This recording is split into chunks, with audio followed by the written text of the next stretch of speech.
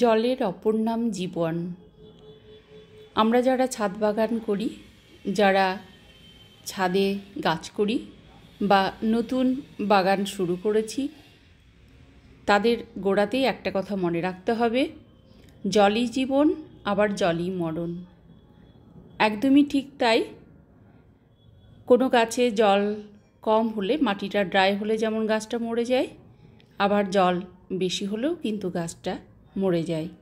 তো আমাদের জল দেবার সঠিক যে নিয়ম এবং পদ্ধতি আছে, সেগুলোকে কিন্তু আমাদের মেনে চলতেই হবে আপনার বাগানের গাছটি ভালো রাখার জন্য।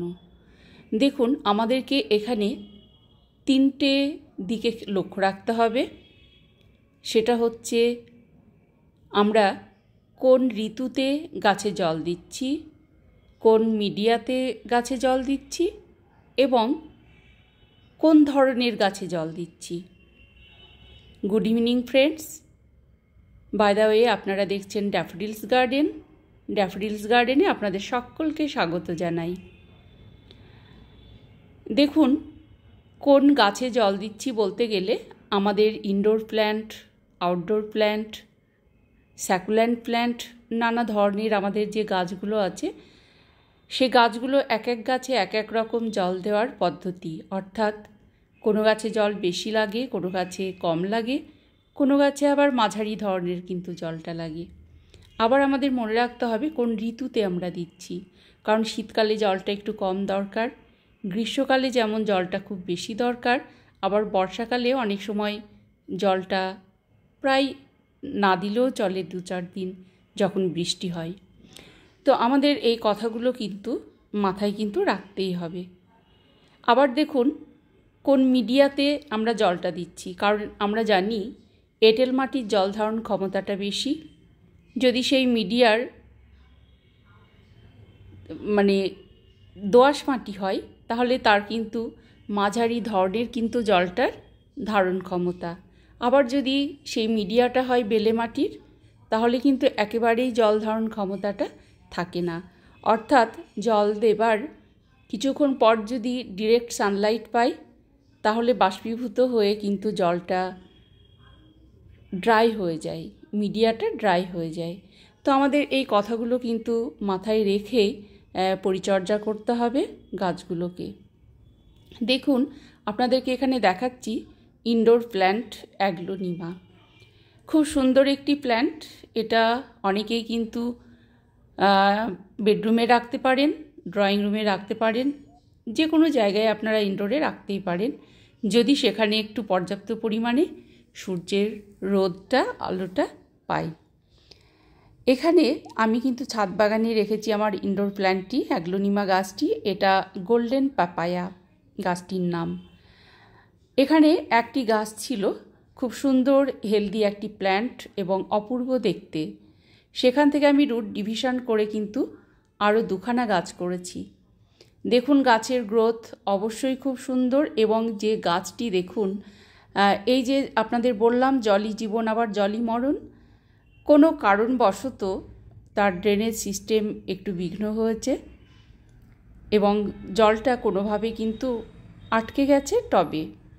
এবং সেখানে দেখুন, গাছটির অবস্থা আস্তে আস্তে ডেটোরেট করে কিন্তু গাছটা মরে যাবার পথে। আপনাদের সহজেই দেখাচ্ছি সেটা।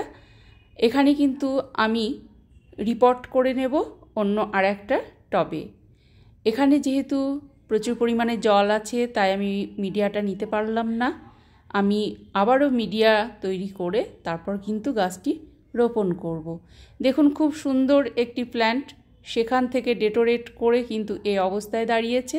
আমি যেহেতু আপনাদের সামনে এই ভিডিওটি করব, সে কারণে আমি কিন্তু ব্যবস্থা নিইনি, এরপরে আমি রিপোর্ট করে দেব। খুব সুন্দর দেখুন গাছের গ্রোথ, অপূর্ব দেখতে।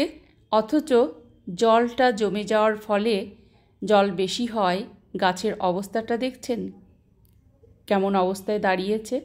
তো অতএব বন্ধুরা, আপনারা যারা বাগান করছেন, যারা নতুন বাগানি আছেন, গাছ ভালোবাসেন, আপনাদের কিন্তু অবশ্যই লক্ষ্য রাখতে হবে গাছে জল দেওয়ার পদ্ধতি। কারণ এই যে বললাম, কোনো গাছে জল বেশি দরকার, কোনো গাছে কম, আবার কোনো গাছে মাঝারি। আপনারা এই দিকটা খেয়াল রেখে কিন্তু জলটা অবশ্যই দেবেন, কারণ এই যে ইনডোর প্ল্যান্টে জল 7 দিনে 2 দিন দিলেও যথেষ্ট। আবার যে গাছগুলো আপনার বাগানে, যেগুলো পার্মানেন্ট গাছ আছে, যেগুলো হার্ডি প্ল্যান্ট, সেগুলো কিন্তু প্রতিনিয়তই জল দিতে হয়। আবারও কিছু গাছ যেগুলো স্যাকুল্যান্ট প্রজাতির, ক্যাকটাস প্রজাতির, সেগুলোতে কিন্তু জলটা খুবই কম দরকার হয়।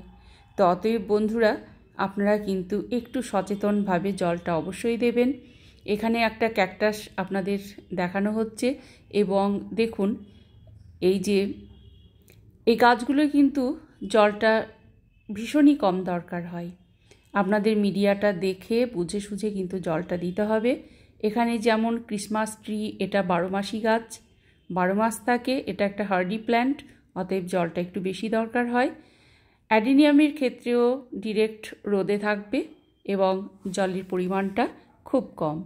শীতকালে যেহেতু ডরমেন্সিতে চলে যায়, সেহেতু গাছটিকে, অ্যাডিনিয়াম গাছটিকে বাঁচিয়ে রাখার জন্য জাস্ট জলটা দেবার প্রয়োজন আছে। আবার অপরপক্ষে সবজির ক্ষেত্রে দেখুন, সবজির ক্ষেত্রে কিন্তু গাছে কিন্তু জলটা দেওয়ার একটু বেশি দরকার পড়ে এবং খাবারটারও বেশি দরকার পড়ে। তো এইভাবেই কিন্তু আমরা পরিচর্যা করব আমাদের গাছগুলোকে। কোন মিডিয়াতে কীরকম জলটা দেওয়া দরকার, কোন গাছে কতটা পরিমাণ জল দেবার দরকার, এবং মিডিয়াটা দেখে বুঝে সুঝে মাপযোগ করেই কিন্তু আমাদের জলটা অবশ্যই দিতে হবে। কোনো গাছে কম, কোনো গাছে খুব বেশি, এটা যেন না হয়, এটা আপনারা কিন্তু অবশ্যই লক্ষ্য রাখবেন। দেখুন, জল দেবার, আপনারা যদি জল গাছে দিতে চান, আপনারা সকালে দিন অথবা বিকেলে দিন। দুপুরবেলায় জলটা না দেবার চেষ্টা করবেন। দুপুরবেলা জলটা দেওয়া গাছের পক্ষে খুব একটা ভালো নয়। তবে আপনারা যারা বিজি পার্সন আছেন, হয়তো আপনাদের সকাল বা বিকেল আপনারা খুব ব্যস্ত থাকছেন, সময় পাচ্ছেন না, হয়তো দুপুরটা আপনারা ফাঁকা টাইম পাচ্ছেন, সেক্ষেত্রে আপনারা দিতেই পারেন, কিছু করার নেই।